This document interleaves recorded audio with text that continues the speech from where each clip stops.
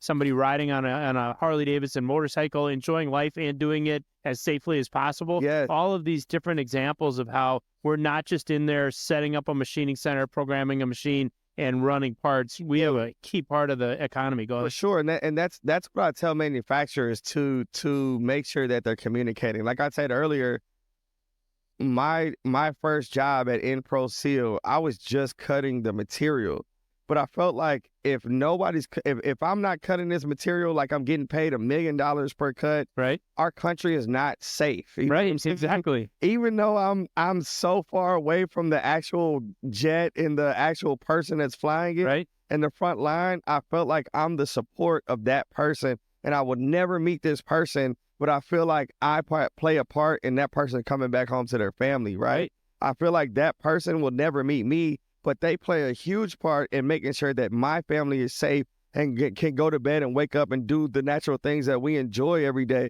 So when you tell a person you're not just making a part, this is actually what it goes into, or this is the application, then they feel like they have a bigger role to play and they've got a mission.